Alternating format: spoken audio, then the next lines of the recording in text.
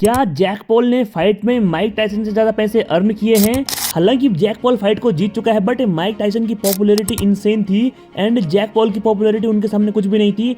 And क्या UFC 309 में Jon Jones ने 20 to 25 मिलियन अर्न किए, जबकि स्टीफे ने 3 से 4 मिलियन अर्न किए। इस वीडियो में हम UFC 309 के इवेंट एंड जो रिसेंट बॉक्सिंग का इवेंट हुआ था पॉल वर्सेस टायसन, इसमें फाइटर्स ने कितने पैसे अर्न किए उसके बारे में हम कम्प्लीटली बात करेंगे। एंड थोड़ा हम ये जानेंगे कि जो मार्केटिंग ज्यादा करता है एंड थोड़ा अग्रेसिव मार्केटिंग रखता है वो फाइट कैसे सेल होती है, लाइक माइक टायसन वाली fight. And comparing to boxing UFC क्यों अपने फाइटर्स को कम पैसे देती है, एंड क्या इन फ्यूचर UFC में भी जो फाइटर्स हैं वो बॉक्सिंग के मैच के बराबर पैसे बनाने लग जाएंगे, यदि हाँ तो कब, और यदि नहीं तो क्यों। इस वीडियो में हम इसी बारे में बात करेंगे। तब तक आप चैनल को सब्सक्राइब कर दीजिए UFC एंड कॉम्बैट स्पोर्ट्स का ऐसा ही कंटेंट हिंदी में देखने के लिए। एंड आपका एक सब्सक्राइब भी हमारे चैनल के लिए मायने रखता है, इससे चैनल को बूस्ट मिलती है एंड हम आपके लिए नया नया कंटेंट लाने के लिए मोटिवेटेड रहते हैं, तो मेक श्योर कि आप सब्सक्राइब कर दें। फर्स्टली बात करते हैं UFC 309 का जो इवेंट था उसमें फाइटर्स ने कितने पैसे अर्न किए एंड क्या ये पैसे बॉक्सिंग में मिलने वाले पैसों से कम थे। सबसे पहले बात करते हैं फाइट ऑफ द नाइट के बोनस के बारे में।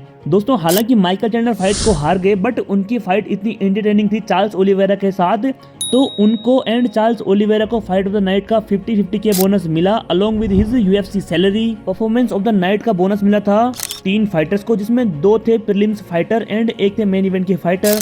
2 फाइटर थे Oban and Ramiz and main event के फाइटर थे जोनी बोन जोन्स, एंड इन सबको मिला 50-50 के ईच। अब फाइटर्स की एक्चुअल सैलरी के बारे में बात करते हैं, बट ये एग्जैक्ट सैलरी नहीं है, ये जितने भी स्टेट अभी इंटरनेट पे अवेलेबल हैं फाइटर्स की सैलरी के बारे में, हम उनसे ये सैलरी निकाल रहे हैं, तो कृपया आप इन्हें एग्जैक्ट सैलरी ना माने, थोड़ा बहुत ऊपर नीचे हो सकता है। सबसे पहले बात करते हैं माइकल चैंडलर ने इस फाइट से कितना अर्न किया।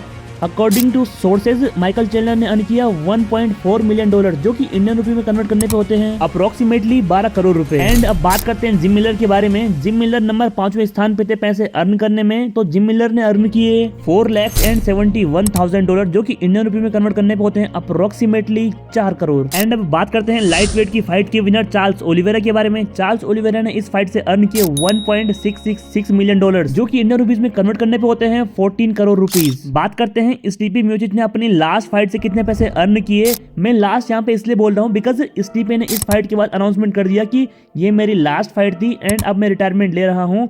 स्टीफे म्यूचिच ने इस फाइट से अर्न किए $3.53 मिलियन, जो कि इंडियन रुपीज में कन्वर्ट करने पे होते हैं 29 crore and 80 lakh rupees. And I think ये स्टीफे के लिए एक अच्छी रिटायरमेंट सैलरी होगी लास्ट फाइट में। अब बात करते हैं UFC के goat, one of the greatest of all time UFC heavyweight champion Jon Jones की सैलरी के बारे में। जॉन जोन्स ने इस फाइट से अर्न किए $15.2 मिलियन, जो कि एक ह्यूज अमाउंट है UFC की तरफ से, जो कि इंडियन रुपए में कन्वर्ट करने पे होते हैं 128 करोड़ एंड 32 लाख रुपए। आप यकीन नहीं करोगे UFC में बहुत सारे ऐसे फाइटर्स हैं जो बस केज में ही अर्न करते हैं, कभी मिलियंस में भी अर्न करने नहीं पहुंचे हैं, बट कुछ गिने चुने फाइटर्स ने ही 15 मिलियन का गेट क्रॉस किया है एंड कुछ फाइटर्स ने तो 50 से 60 मिलियन का भी गेट क्रॉस किया है अर्निंग के मामले में, like Conor McGregor, Habib, John Jones and UFC के जो भी लेजेंड फाइटर्स हैं। जॉन जोन्स की बेस फाइटिंग सैलरी थी $10 मिलियन एंड स्पॉन्सरशिप वाली अमाउंट मिला के उनकी सैलरी होती है अप्रोक्सीमेटली $15 मिलियन, जो कि एक ह्यूज अमाउंट है। बात करते हैं Jake Paul versus Mike Tyson की फाइट सैलरीज के बारे में।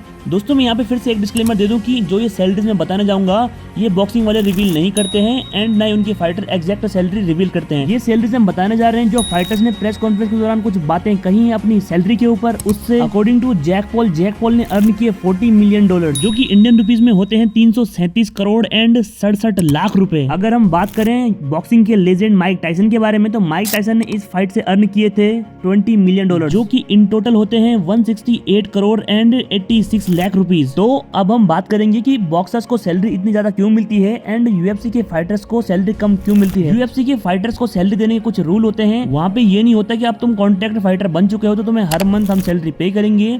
जब कोई फाइटर फाइट करता है तो उस फाइट के हिसाब से उस फाइटर की पॉपुलैरिटी पे भी ये चीज डिपेंड करती है कि उस फाइटर को UFC कितनी सैलरी पे कर सकती है। एंड जो UFC में चैंपियंस होते हैं उनके साथ UFC अपना पेपर व्यू भी शेयर करती है, तो UFC के फाइटर कुछ इस प्रकार से ही सैलरी अर्न करते हैं UFC के हैवीवेट चैंपियन जॉन जोन्स ने जो सैलरी अर्न की थी वो थी $15.2 मिलियन, जबकि जैक पॉल ने जो सैलरी अर्न की वो है $40 मिलियन एंड माइक टायसन ने जो हारने के बाद अर्न किया वो है $20 मिलियन।